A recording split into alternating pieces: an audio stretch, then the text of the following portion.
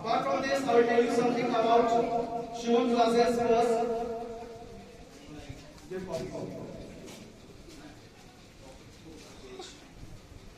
Before to say anything, I would like to tell you something about Shivam classes. कुछ बोलने से पहले मैं स्टार्ट करना चाहूंगा शिवम क्लासेस के बारे में।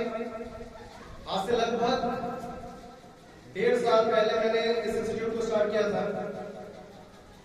संजीत सर के साथ। एक्चुअली मैं तो यहाँ कहूँगी, आप सभी जानते हैं, basically I am from Patna, my name is Rajan. 1.5 साल पहले I came to Ara. I didn't know anyone, not a single person I know in Ara, in Bhojpur.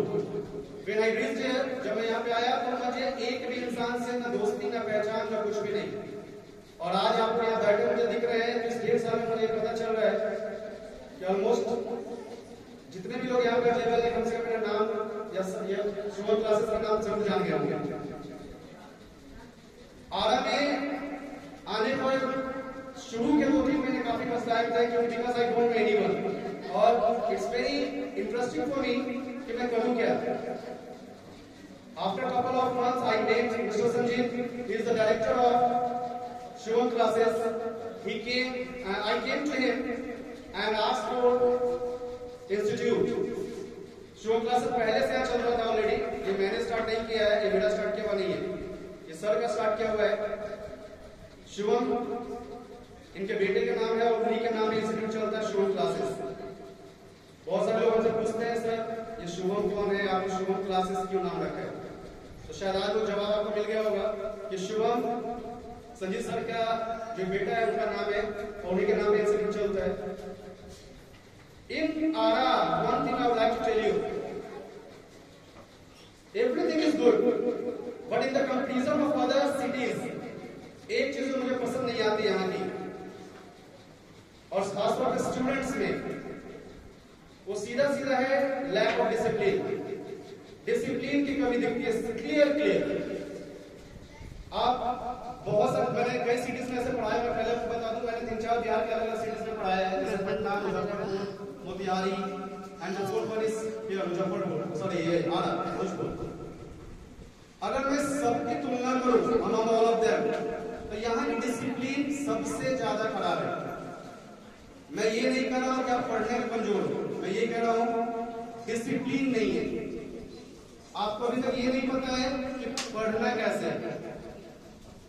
मेरे हिसाब से होमवर्क बनाओ तो पढ़ाई नहीं करते।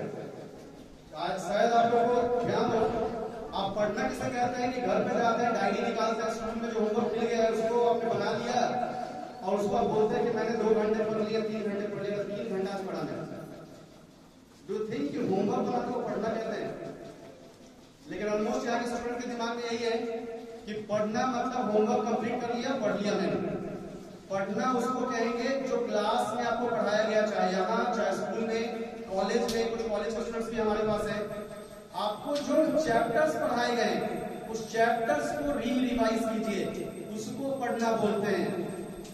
होमवर्क बनाने को पढ़ना नहीं बोलते, और शायद ये आप भूल गए। अगर शायद आपको किसी टीचर ने भी नहीं बताया, ऑलमोस्ट टीचर्स को मैंने यहाँ देखा है वो पढ़ने के नाम पर होमवर्क करवा लेते हैं। बहुत सारे स्कूल्स के एक माइंडसेट है कि बच्चों को ज्यादा से ज्यादा होमवर्क दो ताकि वो बिजी रहे घर में। उनके माँ बाप को लगे बच्चा मेरा बहुत पढ़ता है, 3 घंटे का होमवर्क दो तो 3 घंटा बच्चा बैठ कर बनाएगा तो बच्चा बहुत पढ़ रहा है। तुम्हें नहीं लगता ये मिथ है? This is completely myth. आप बच्चे से कॉपी पढ़वा सकते हो, उसके दिमाग में नहीं डाल सकते। टीचर और स्टूडेंट्स दोनों का यहाँ पे सिंपल सा काम है, बच्चे के दिमाग में वो फोर्स कीजिए कि उसको पढ़ना पड़ेगा, सीखना पड़ेगा। लर्निंग का सबसे अच्छा तरीका है सीखना। आप अगर कॉपी में नहीं भी बनाते हो इट्स ओके, दिमाग में कितना वो इंपॉर्टेंट है। I remember when I was in under 10 तक तो मैंने पढ़ाई नहीं की, 10 तक सिर्फ टाइम पास हुआ।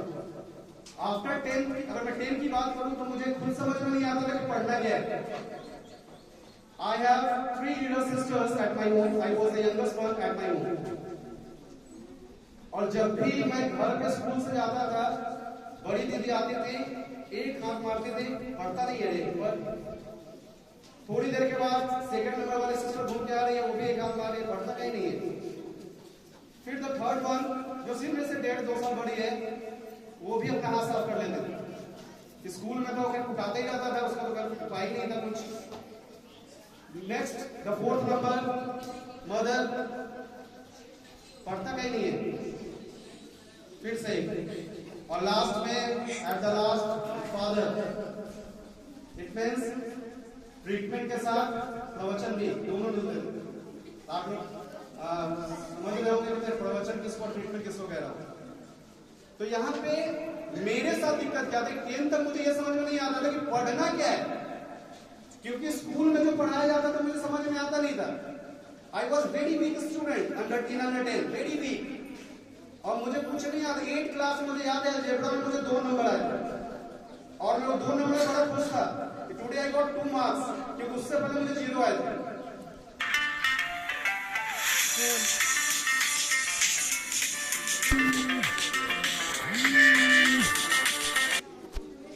क्योंकि उससे पहले मुझे 0 आए थे।